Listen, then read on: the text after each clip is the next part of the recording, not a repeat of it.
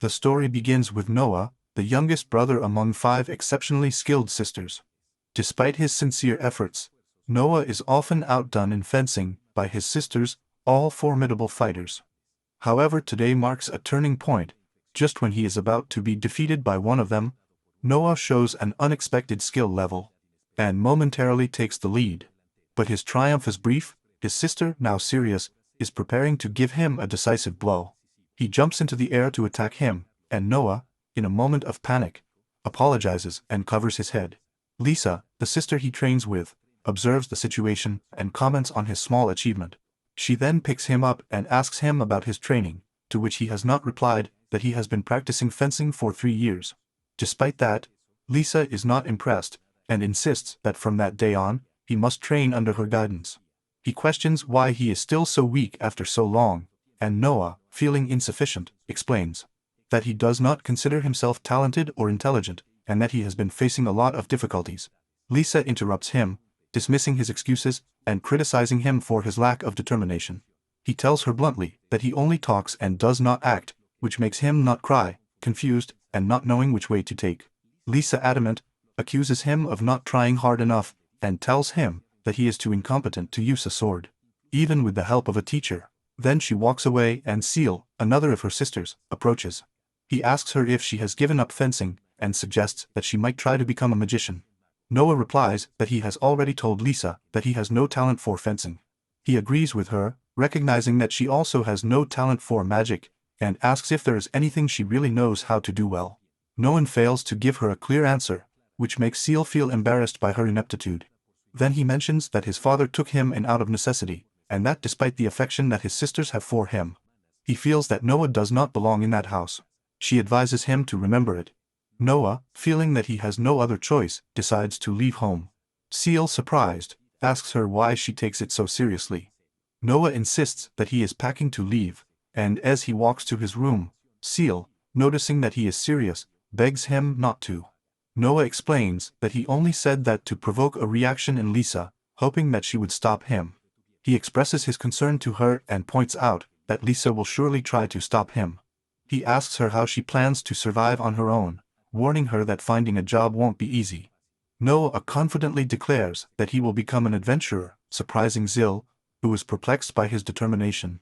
When he opens the door, he explains his plan to her. Adventurous groups are always looking for new members. He tries to make her understand, but she's not convinced. He argues that being adventurous is dangerous, which involves exterminating monsters and performing risky escort missions. Noah, however, is undeterred. He assures her that he will only accept missions according to her level, and that he will withdraw from any others that seem too dangerous. Seal, still worried, asks him why he wants to be adventurous. Noah responds truthfully that he sees adventure as a noble cause, as opposed to becoming a knight or joining the army. Options he feels are out of his reach. Being adventurous would allow him to help people in his own way. This surprises Seal, but Noah stands his ground. He has decided to leave. He is begged to wait, proposing to meet at the end of the month, but he does not refuse. He explains that it would be even more difficult to leave if Celia, the older sister, were present. Seal, desperate, keeps asking for his reasons as they leave the house, hoping he won't do it for a girl. Noah denies this, pointing out that he has only dated all of them in a group.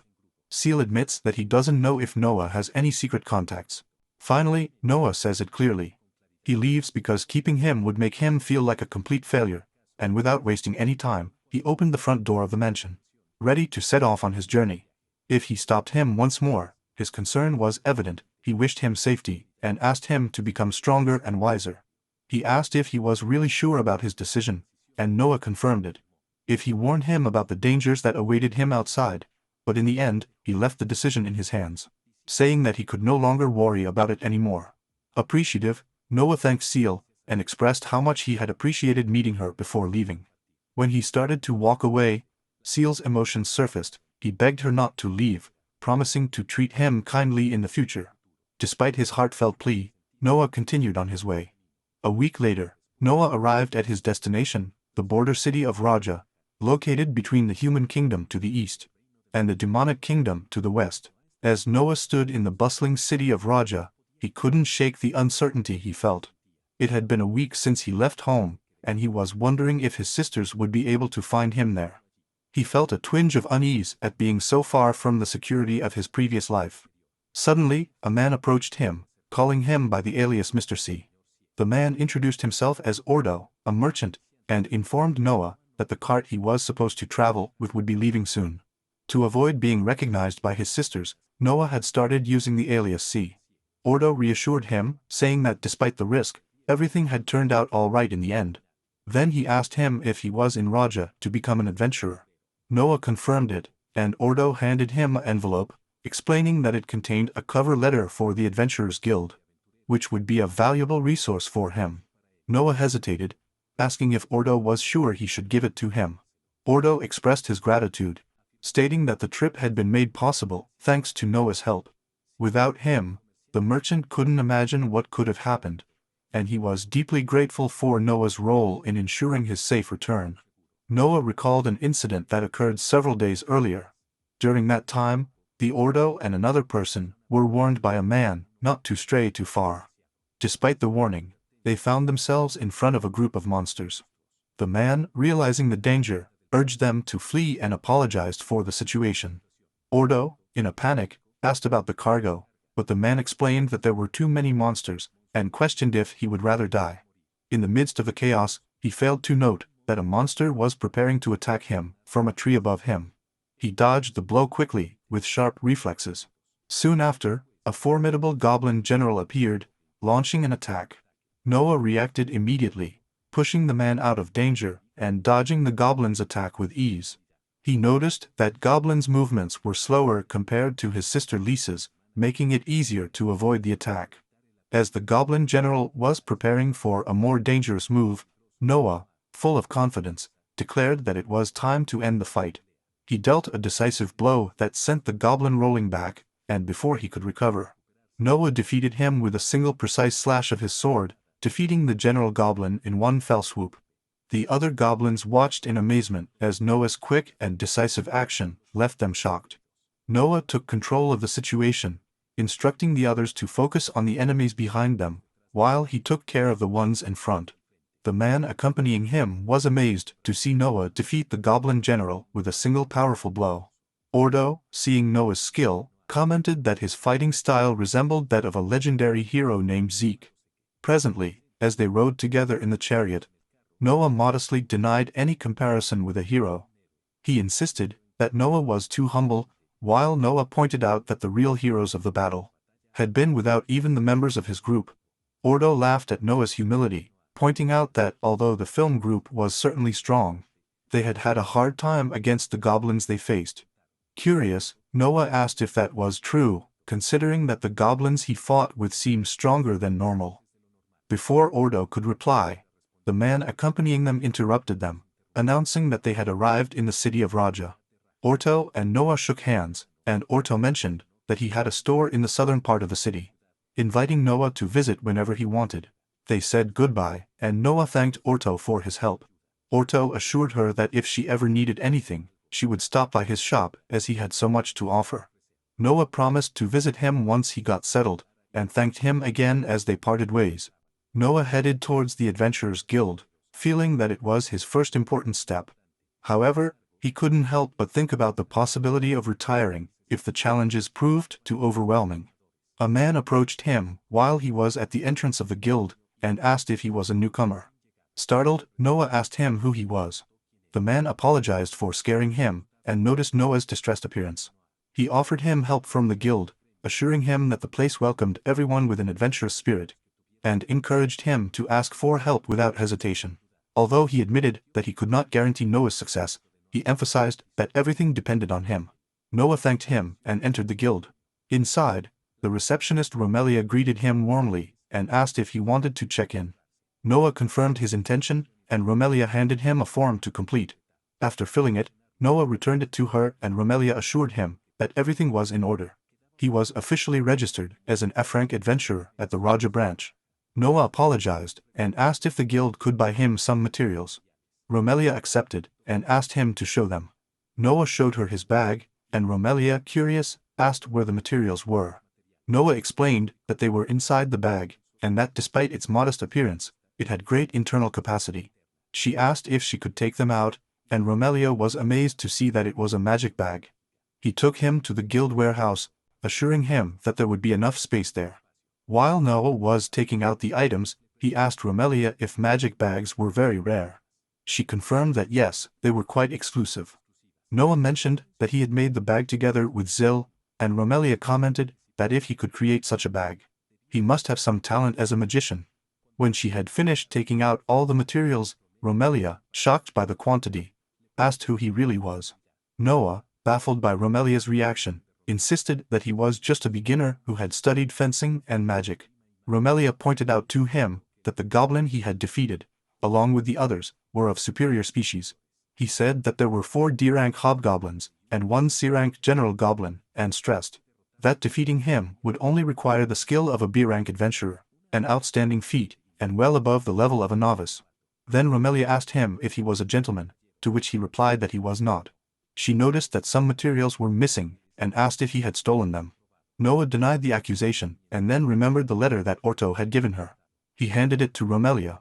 Reading it, Romelia saw Orto's stamp, and understood why she should be surprised by the high quality of the materials Noah had brought. The letter explained that Orto could confirm that Noah had personally defeated all the monsters. Upon checking the authenticity of the letter and Noah's exploits, Romelia apologized for having doubted him. Even not sure how to proceed, Romelia mentioned that she didn't have the authority to handle that situation at the time.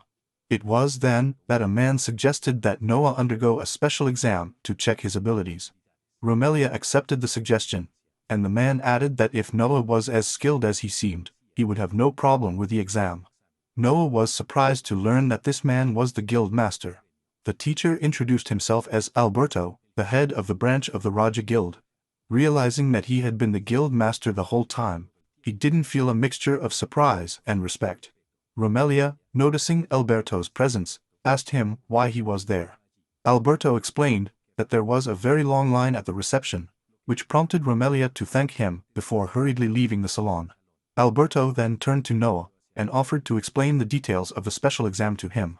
He asked Noah what he wanted to do, and Noah asked him if he meant the special exam. Alberto confirmed this, indicating that the decision whether or not to take the exam was completely up to Noah. He added that taking the exam could potentially increase his rank as an adventurer. Alberto advised Noah to take some time to think about it and decide how he wanted to continue with his own adventures. The next day, Noah arrived at the guild's training ground for his special exam. The place had a significant history, having been a stage where knights and merchants proved their worth and found their way to the guild. Noah surveyed the terrain with a mixture of excitement and anticipation. Romelia approached him, informing him that the examiner would be arriving shortly.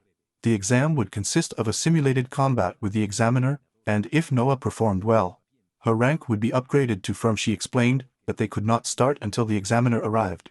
Taking Noah's hand, she reassured him that although the simulated fights were demanding, she was confident that he would pass without problems. Noah thanked Romelia and confirmed his decision to take the exam. He asked if there were any potential disadvantages, and Romelia assured him that no. If he felt that he was not ready for D-rank missions, he could always opt for lower-ranked ones. Noah felt a surge of joy at this news, believing that passing the exam would mark the beginning of his career as an adventurer. He felt that reaching that milestone would boost his confidence, especially after his departure from home had only brought him praise. Everything seemed almost unreal to him. At that moment, a young woman arrived in a hurry, apologizing for the delay. Romelia berated Serta for being so late, to which Serta explained that she had simply been late that morning. Noah's eyes widened as he realized that Serta would be his examiner. Romelia introduced Noah to Serta, and Noah noticed that he seemed to be the same age as her. Serta, perceiving his thoughts, asked him if he doubted his ability for the role. Noah was quick to assure her that Noah was like that. Romelia intervened to calm Noah's concerns, highlighting that Serta was an exceptional talent, an adventurer of rank despite her youth, and that her abilities were unmatched. Noah, surprised by this revelation, felt his confidence begin to falter. Serta commented on his distracted expression and noted that although he had heard that he was a promising novice, he did not show the typical energy of an experienced adventurer. He warned her that if she wasn't careful, she could get seriously injured, and asked if she still wanted to continue. Noah, determined, said yes. Premilia announced that the special examination would start soon, explaining that it would end when one of the participants surrendered, or when she decided to stop the combat. The simulated match began, but Noah was overcome by a wave of nervousness. He recalled his 3 years of sword practice, and the constant criticism he had received, which left him unsure about his true skill level. Serta evaluated Noah, and thought that he looked even weaker than she had anticipated, but despite that, she had no intention of backing down. When the fight started, Serta recognized the risks that adventurers face, and understood that underestimating Noah's abilities could be dangerous. She tried to hit Noah's head, but he managed to dodge the blow, impressed by her quick reaction. She realized that she should increase her effort. He threw a kick at him, but Noah deftly dodged it. Knowing that he couldn't counterattack effectively in the face of so many attacks, Noah focused on keeping his distance. Serta noticed that Noah may have underestimated the difficulty of the exam, but she was determined to keep pushing him. He launched another attack that Noah nimbly dodged again. Serta praised his evasive movements, but warned him, if he only defended himself, he would not succeed in the exam. Seeing Noah's wooden sword, and his apparent lack of powerful long-distance magic, Serta decided to increase her speed, and use her superior strength to overwhelm him. He noticed Noah sheathing his sword, and suspected he might be using Lito's bow, a technique he thought he could easily avoid. But as she launched into the attack again, an unexpected blow caught up with her, making her lose her balance. Kira asked Noah if he had used a flying attack, recognizing it as the Sword Saint's supreme technique. She asked him where he had learned it from. Puzzled, Noah wondered if it was really a weird technique. Remembering that Lisa had mentioned it as a fundamental element of the sword art, he was about to admit that his sister had taught it to him. But Dudoi instead said he had learned it at a dojo. Priest, knowing that no dojo in the city could teach such a technique, understood that Noah was hiding information. Recognizing the seriousness of the moment now that Noah had demonstrated his skills, Kira decided to face the exam with renewed determination. Romelia intervened, reminding him that the test was to measure Noah's strength, not to start an actual battle. Kira recognized him, and said he would only try a few more things. Noah looked at the magic blade in Kira's hand, and realized that if he didn't dodge the next attack, his wooden sword might split in two. He noticed the incredible speed of the priest's sword, although it did not match Lisa's techniques. Noah remembered Lisa's advice, that every blow should be lethal, and that he should trust his instincts to dodge the opponent's attacks. However, before he could process those words well, Kira hit him, making him recoil. Noah understood that the healing slashes were incredibly fast, almost impossible to anticipate. Kira scolded him for not paying attention, and increased his speed, launching himself towards the even faster. Noah concentrated on calming down, which allowed him to perceive his movements better. He determined that she was not as threatening as he had first thought. Dodging their attacks and finding an opening, Noah managed to counterattack, causing Kira to fall and admit defeat. Romelia, amazed that a rookie had beaten an rank adventurer, acknowledged Noah's victory.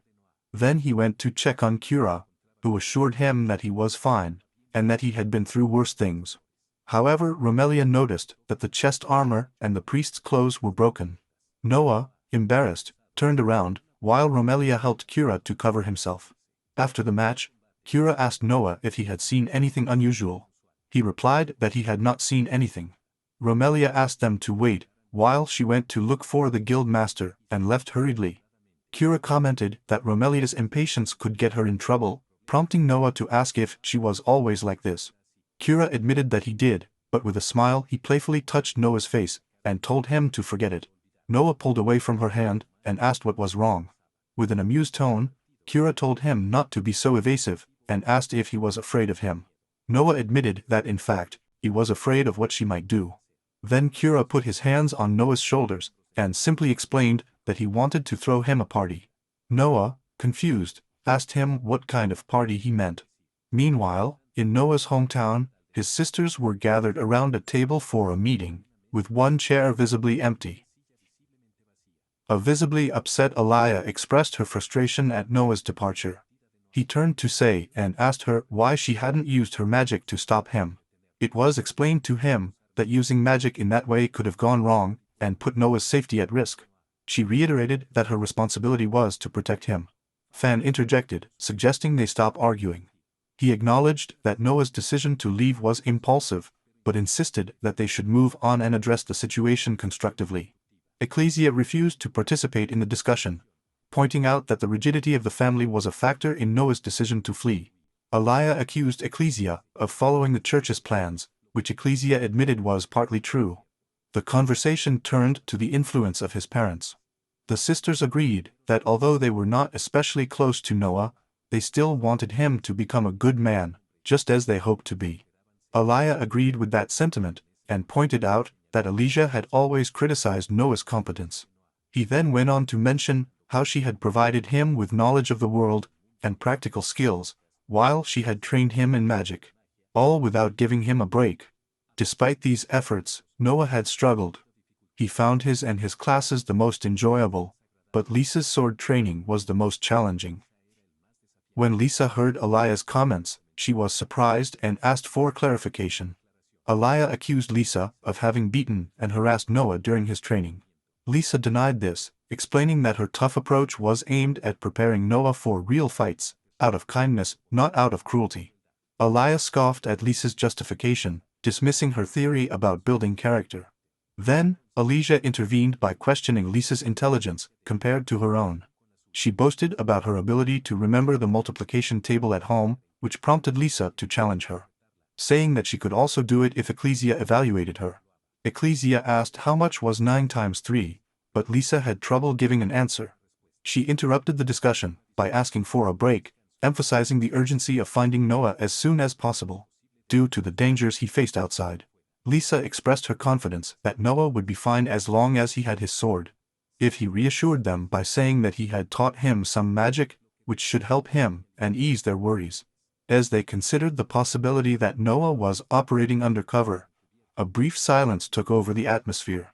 Suddenly, the sisters began to imagine that Noah could be enjoying a luxurious life, full of money, fame and feminine admiration, which made them wonder if she was really enjoying her newly acquired independence. Distressed by the sudden realization of Noah's potential new lifestyle, they went into a state of shock and panic. However, Elijah stated with determination that only she was allowed to be by Noah's side. Fame speculated that maybe Noah had a girlfriend which might be occupying him. Ecclesia, however, refused to accept that possibility. Lisa, reflecting on her own actions, wondered how she hadn't had the courage to leave. The urgency of the situation was underlined, prompting Lisa to abruptly leave the room. She suggested that they should find Lisa first, and then meet again to make more plans. The sisters agreed, prioritizing finding Lisa before regrouping. Meanwhile, Noah was in the guild warehouse. Romelia approached him asking what he was doing there. Noah avoided the question, feeling an inexplicable chill. Romelia noticed the monster Noah had brought, and congratulated him, revealing that it was worth 180,000 gold coins.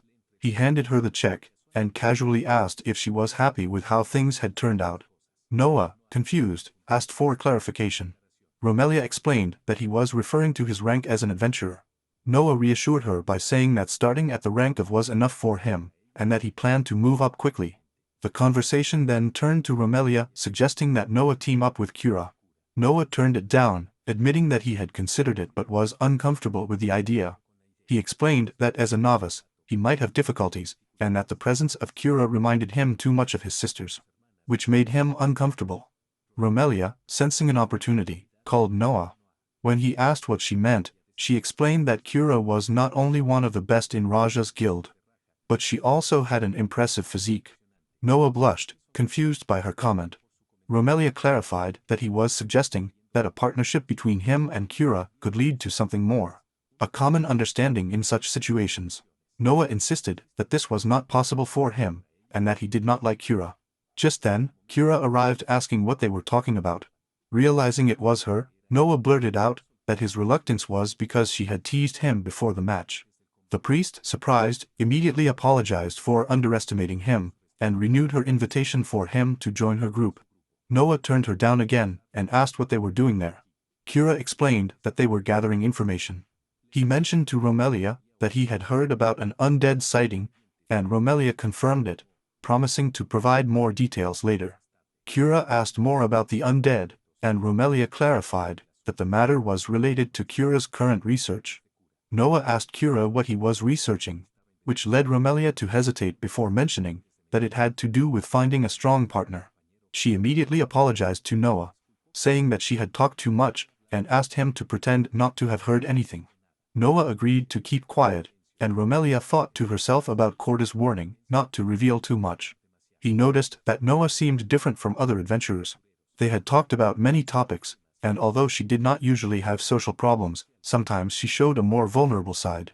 Romelia felt it was time to make it clear to Kira that Noah was not interested in joining her group. He considered Kira to be highly respected and sought after within the guild, but she had still been repeatedly rejected by a novice. Romelia wondered what the other adventurers would think of this situation, and Noah reflected that it might cause jealousy between them. Romelia agreed, and suggested Noah to keep a low profile for a while. Noah then expressed his interest in accepting an application from the city. Romelia asked him if he was sure, since such requests usually involved mundane tasks. Noah explained that he had enough money, and that he wanted to get to know the people of the city better. He believed that doing such kind of jobs would help him build a good reputation. Romelia agreed. There were many such requests available, and presented her with an option. To clean the churchyard for 8,000 gold coins. Noah decided that sounded like a good start, and accepted the mission. Meanwhile, in the gloomy depths of the city's sewage system, something malevolent was unfolding. A figure shrouded in darkness was performing a complex and ominous magical ritual on a lifeless body. With a face marked by frustration, he was muttering his discontent, regretting that the experiment had not given the desired results. Still, he admitted it hadn't been a total failure. As he moved away from the body, it began to move and stand up on its own, animated by dark magic. The figure, still hidden in the shadows, commented on the effort it had taken to sow hatred throughout the city. Noah, under the alias Seek, introduced himself, and reflected on his recent task, cleaning a church cemetery. He had used magic to make sure every corner was spotless, leaving the area sparkling. After completing this task, Rhea, a woman from the church, approached her with an additional request. She needed someone to investigate an underground waterway that emitted a dangerous miasma. Using his sanctuary spell, Noah prepared to face the new challenge with 3 companions.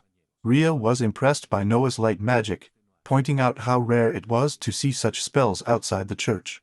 His second partner, Logan, reassured everyone that the miasma was not a big concern.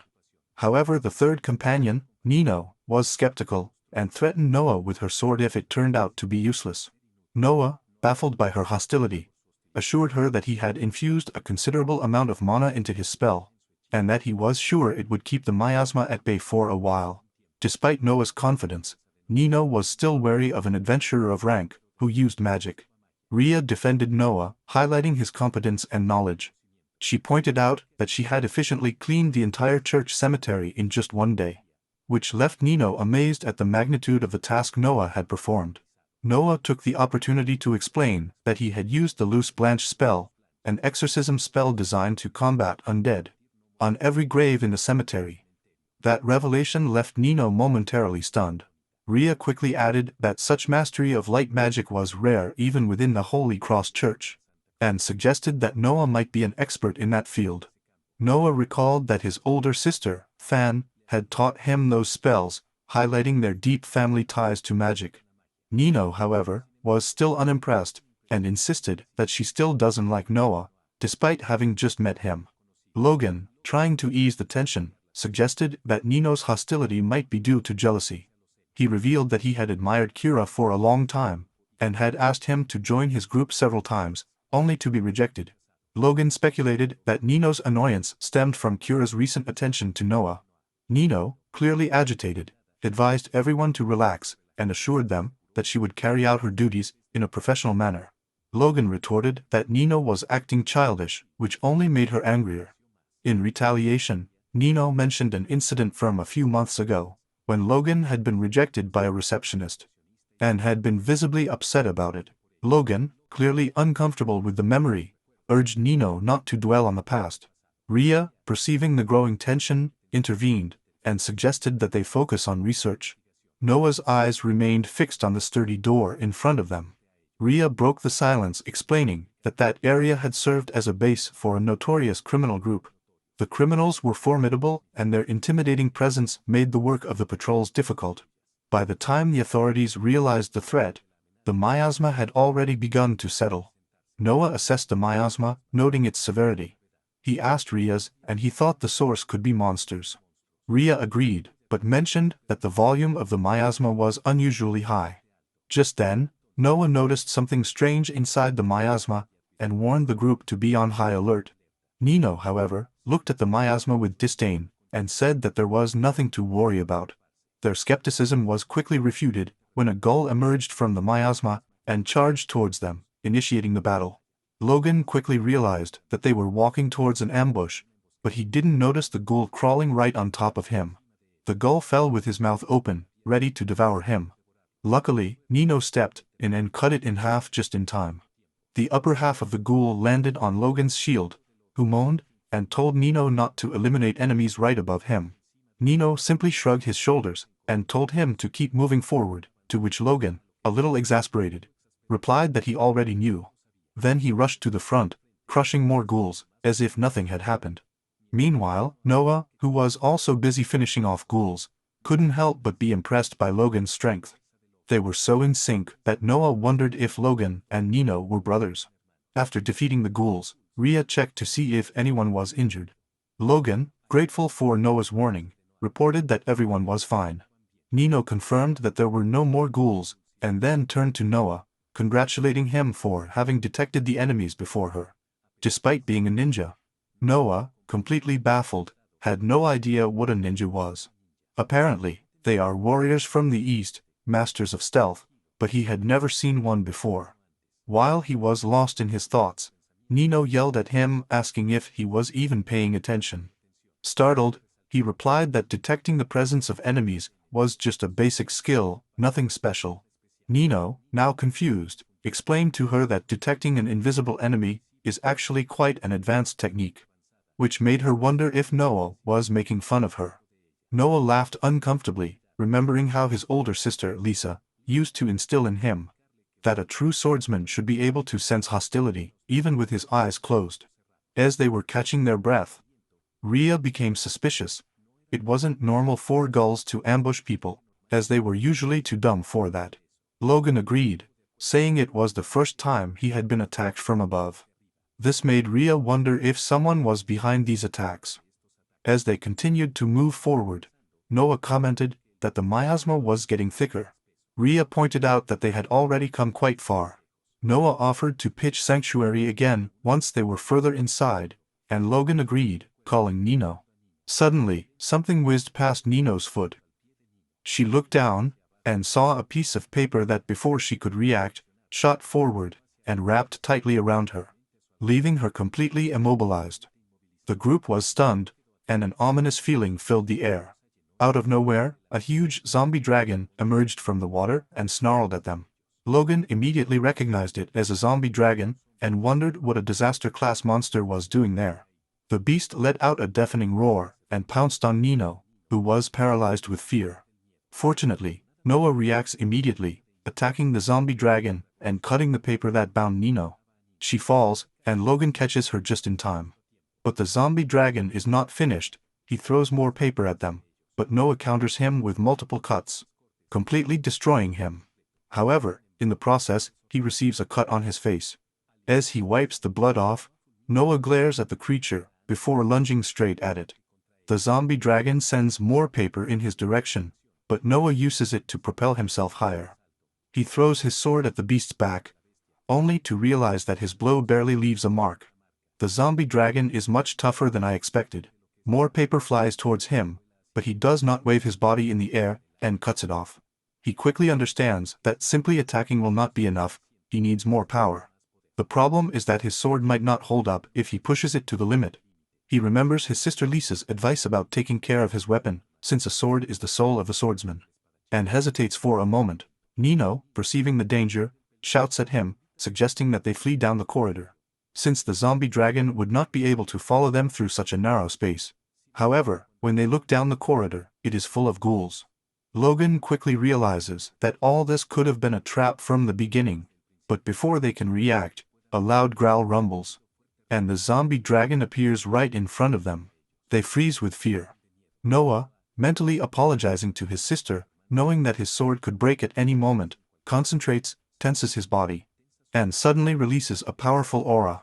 Rhea, Nino, and even Logan are surprised by her intensity, wondering what's so special about this new energy. The zombie dragon slowly transforms all his magic paper threads into a kind of drill. Noah, wielding his sword, closes his eyes and channels his energy, preparing for the attack. When the dragon throws the paper drill at him, Noah counters it with a powerful aerial slash. The force of his attack splits the drill in two and delivers a direct blow to the zombie dragon, exposing its core. Relieved that his attack has done damage, he does not prepare to deliver a direct blow, but to his surprise, his sword cracks and is shattered by the force used. He is stunned to see that his gun did not withstand the pressure. And he is also afraid of the scolding that he will seguramente give to his sister Lisa for having broken it. Noah changes focus as he notices the zombie dragon's wound starting to heal. Rhea yells at him that the demonic core inside the dragon allows him to regenerate. Just at that moment, the zombie dragon turns around, gathering energy for an attack. Nino warns him to be careful. The dragon launches his attack, but they manage to take refuge behind Logan. Logan reassures them, telling them that he will protect them, while he thinks about how to defeat the zombie dragon. In the middle of the crisis, Nino catches his attention and slaps him, stressing that they are a team and should work together. He hands her a black mana steel reed, his secret weapon, and tells her that it is unbreakable. Logan encourages him, urging him to protect his sister Rhea and take down the zombie dragon. Noah happily accepts. When the attack is that, Logan tells him that this is his chance. He does not jump to the ceiling, spins in the air, and lands on the zombie dragon, where he sees the core.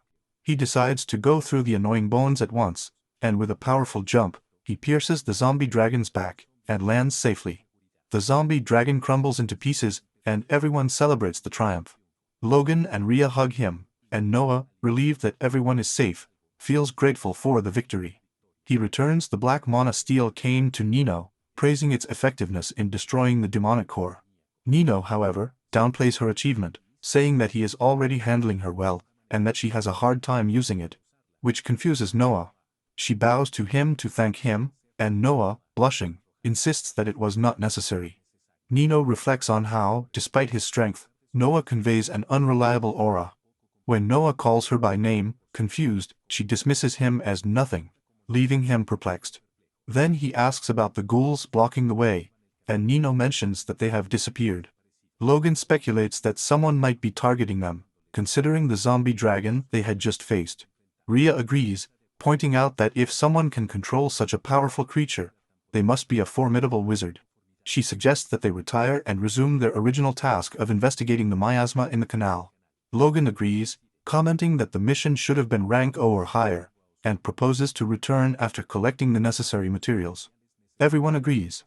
Noah looks at his broken sword sadly, but tries to cheer him up by promising to introduce him to a great blacksmith soon. As they walk away, unknowingly, a snake with a mark on its forehead watches them from the shadows. In the kingdom of Windstar, a crowd has gathered, full of excitement. Lisa, observing the mechanical golem in front of her, thinks that it has been a while since she was last summoned. She suspects they want to test her again. The king, with a slight tone of doubt, tells Lisa that he does not think she will succeed so easily this time. Lisa, always confident, assures him that she is ready to fight whenever he wants, and against whomever he wants. Next to the king is more serious, who urges the monarch to reconsider. He reveals that the golem, named Argos, is no ordinary machine. It is an ancient artifact, unearthed from a forgotten ruin, and equipped with a relic weapon, a Gatling gun. Grave is worried that despite Lisa's skill as a master swordsman, Argos will be able to overcome her with ease. But the king is undeterred. Lisa stretches and encourages him to give his all, assuring that he will deflect every attack. His confidence impressed the king. Then he makes a request. If he wins, he wants some personal time. When the king asks if she's just looking for a break, she clarifies that she needs to find her missing brother. The monarch, visibly worried, accepts his request. He then gives instructions to Grave, who reluctantly acknowledges that he will not be held responsible for the consequences. The golem activates and sets Lisa as a target. While getting ready, Lisa reflects on why Noah, Her brother disappeared. He remembers the vow they made to protect each other after the death of their parents. The machine gun starts to turn and Lisa, determined, draws her sword.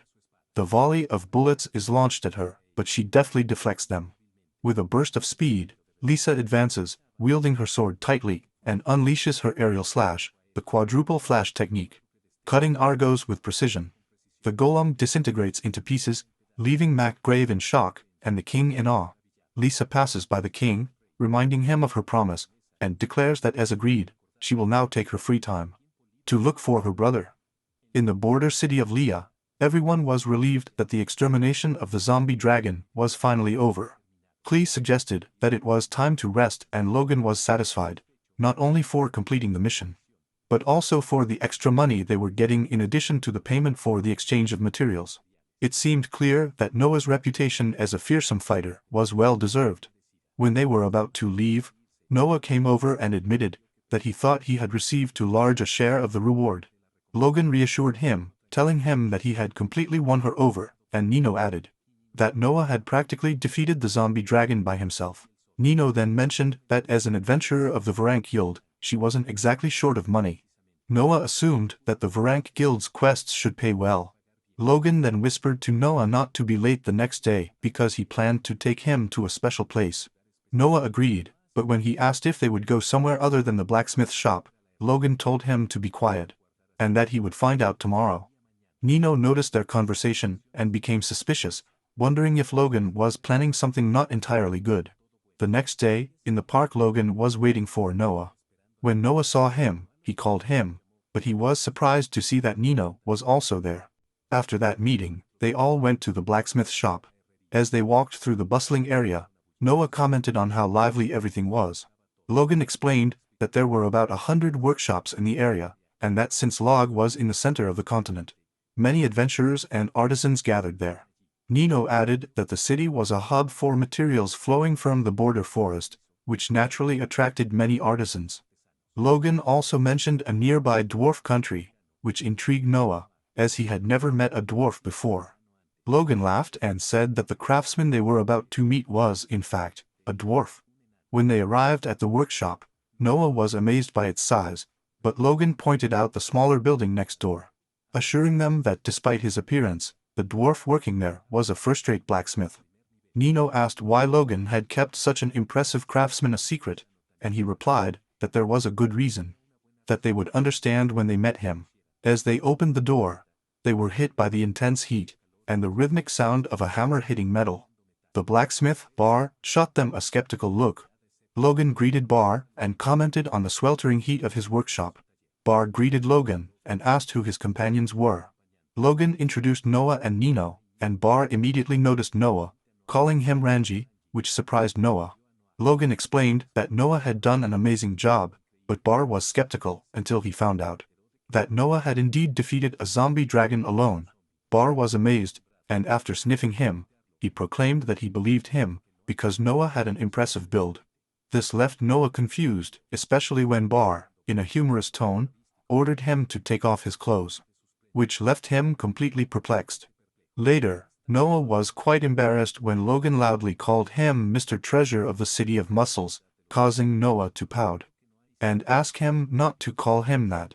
Logan found it hilarious, especially since he was joking around with someone focused on muscles. She then complimented Noah's complexion and asked him about his workout routine. Noah explained that his training mainly consisted of regular sword movements and other exercises. However, his older sister, Femme, briefly supervised his practice, and when he ended up full of bruises, she would use her quick healing spells repeatedly, which probably helped his muscles develop. Nino interjected with a laugh saying, "That's why Noah got a more amazing sword than Mikana." When Noah asked why she was laughing, she simply said she was sneezing, although it didn't sound like a sneeze at all. She continued to tease him, much to his frustration. Logan suggested they go to the guild, and as they walked, Noah wondered if it was okay to have dragged them into all this, considering the request Var had posted. Var had mentioned that the commission consisted of polishing a blade and gathering rock shells, describing the sword as his masterpiece. Noah pointed out that once he completed the application, Bar would recognize him as the master of that sword. He assured that the petition was specifically for him, and that they were not obliged to join. Logan reassured Noah that being adventurous meant helping each other without making a fuss. Nino added that an adventurer from the Varan Guild was needed for commissions involving Rokapugas, and that since it was through the guild, it had to be made sure that he felt grateful.